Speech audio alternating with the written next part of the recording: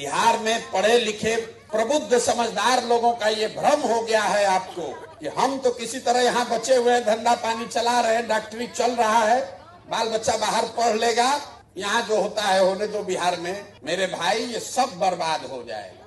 हम गांव में देखते हैं बहुत प्रसिद्ध लोग, बड़े लोग, बड़ा बड़ा घर बनाया है, खंडहर हो गया, सब बाल बच्चा चला गया। अगर आप ये सोच रहे हैं कि हम तो इससे बढ़िया है, सहरसा में घर और बन गया है, धंधा बिजनेस चल रहा है, बेटा बेटी बाहर सेटल हो गया, कभी कभी साल में आप जाके घूम के आते हैं, मेरे भाई आपका भी जड़ खत्म हो जाएगा। पलायन का दंश सबको डसेगा। इतने फर्क है कि गरीब का लड़का मजदूरी करने जा रहा है, आपका लड़का बाहर पढ़ने और नौकरी करने जा रहा है, जा तो दोनों का लड़का रहा है। कोई ऐसा परिवार हमको नहीं मिलता है जहां माँ बाबूजी, बाल बच्चा, बेटा तीनों पीढ़ी एक साथ रह रहा है। अगर आप नहीं जगिएगा, अगर आप अपने आने वाले पीढ़ी के लिए कुछ नहीं कीजिएगा, तो आपके बाद आपका नाम लेने वाला भी यहाँ कोई नहीं बचेगा। बंगलोर में और अमेरिका में, दिल्ली के किसी फ्लैट में बहुत बड़े आदमी है तो फार्म हाउस में आपका बच्चा रह सकता है, लेकिन आपका जो अभिमान है, आपकी जो जमीन है, आपका जो जड़ है, वो नहीं बचेगा।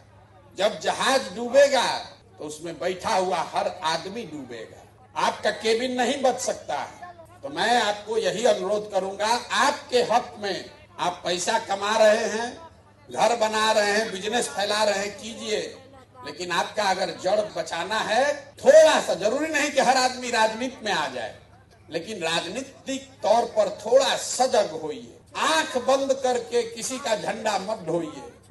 आंख बंद करके ड्राइंग रूम में बैठ के ये मत कहना शुरू कीजिए कि बिहार का तो कुछ नहीं हो सकता है। एक अच्छा आदमी हारता है तो हजारों अच्छे लोगों की ताकत, उसका विश्वास हिल जाता है कि भैया राजनीति हमारे लिए नहीं है। इसलिए कोई अच्छा आदमी खड़ा होता है तो आपकी इतनी जिम्मेवारी है, उसको एक ही वोट आपका है, कम से कम उस एक आदमी को तो वोट दीजिए। आप कह रहे कि जीत नहीं रहा, अरे भाई जीते हारे तुम अपना एगो वोट तो उसको दो, इतनी जिम्मेवारी तो आप अदा कर सकते हैं। लेकिन आप भी सोच रहे कौन सरकार बनाएगा, हमारा वोट कहीं बर्बाद ना हो जाए। अगर हर आदमी यही सोचेगा कि कौन सरकार बनाएगा, तो जितना लुटेरा लंपट है वही सरकार बना रहा है, उसी को आप वोट दीजिएगा। तो मेरा आपसे अनुरोध यही है कि अपने और अपने बच्चों के लिए सजग होइए, और कम से कम कोई हिम्मत करके सरकार में, समाज में खड़ा हुआ है, आप उसको एक वोट से ही मदद कर सकते हैं, एक वोट से ही मदद कीजिए।